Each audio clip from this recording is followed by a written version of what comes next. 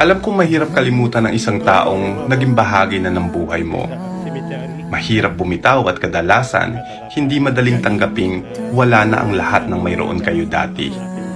Dahil ang dati ay mga alaala na lang ng kahapon na siya namang bitbit mo ngayon habang naglalakbay ka mag-isa patungo sa iyong paghilom. At sa paglalakbay mo, huwag kang magmamadali, huwag kang tatakbo, dahil hindi patag ang daan at maraming mga alaalang maaaring makatisod sa iyo.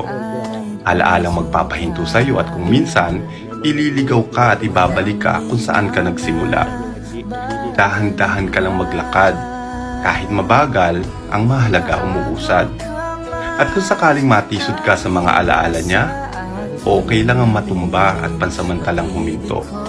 Basta ang mahalaga, agad na babangon ka at hindi ka na muling matitisod sa parehong alaala.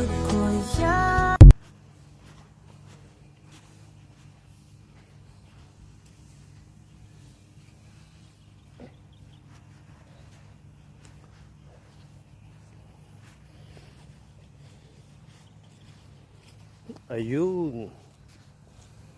Ayun ang ating apo, mga boss. Yan. Yan ang ating apo.